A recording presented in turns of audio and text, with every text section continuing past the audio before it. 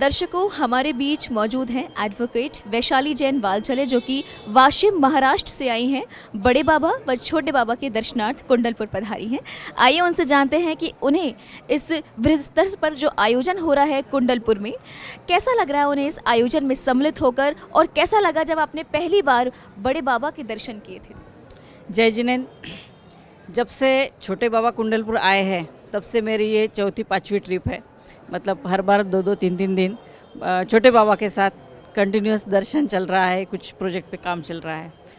तो ये जो माहौल, मतलब वसंत पंचमी के 4 दिन पहले ही मैं आके यहाँ से गई थी, और अचानक वसंत पंचमी के दिन डिक्लेयर हो गया पंचकल्याणक का, और 8 दिन में पंचकल्याणक की तैयारियाँ और इतने बड़े पैमाने पे, इट्स मतलब क्या बोलते हैं, ये मिरेकल है, हमारी मिरेकल है।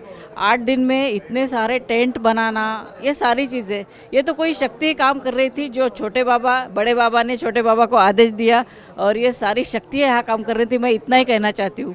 जब ये सोचती हूँ इतने दिन में, तो एक रोंगटे खड़े हो जाते हैं। ये अद्भुत चमत्कार है, और ये चमत्कार हमने बहुत बार आजमाया है, चाहे बड़े बाबा का हो चाहे छोटे बाबा का हो, हर बार हम इसको महसूस करते हैं। और ये माहौल, अब इतने पंचकल्याण के इतने रश में आना, थोड़ा सा लग रहा था कि इतना कॉन्फिडेंस है, फिर भी लग रहा था इतने इसमें हम जा पाएंगे। आ गए सब, ये सिर्फ देखने के लिए है माहौल कि क्या भक्ति है, क्या ओत प्रोत है, बड़े बाबा की तरफ की श्रद्धा, हमारे गुरुवर आचार्य श्री की तरफ, मतलब जो भी लोगों की समर्पण है, विश्वास है, ये एक अद्भुत है। इसको तो शब्दों में बयां ही नहीं कर सकते, हमारे पास शब्द ही नहीं है। ये क्या है, इसका तो जवाब ही नहीं है। मैं इतना ही कहना चाहूँगी। मैं आपसे और भी जानना चाहूँगी, जैसे कि बड़े बाबा की नगरी है, यहाँ पर इतिहास रच गया है। एक तरफ तो पंचकल्याणक महोत्सव हो रहा है, और दूसरी तरफ आपने देखा था कि क्षुल्लक दीक्षाएं प्रदान की गई थी। ये ऐतिहासिक नगरी बन गई है। इस नगरी के बारे में और आप क्या क्या जानती हैं, बड़े बाबा का इतिहास मैं आपसे जानना चाहती हूँ।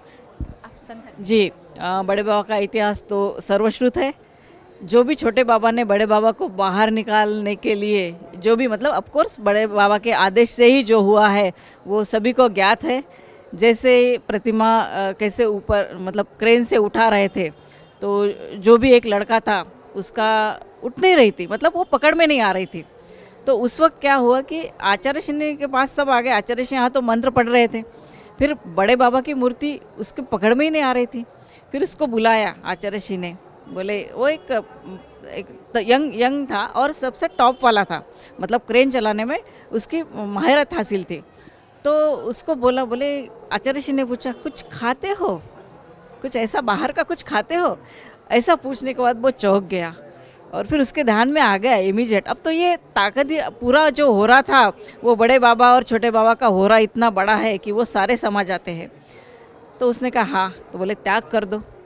उसने त्याग कर दिया। आचार्य श्री ने कायोत्सर्ग करने को बोला, और उसके बाद जैसे भी गया, विद इन सेकंड वो उसके पकड़ में आ गई। ये महिमा बस बड़े बाबा और छोटे बाबा का है।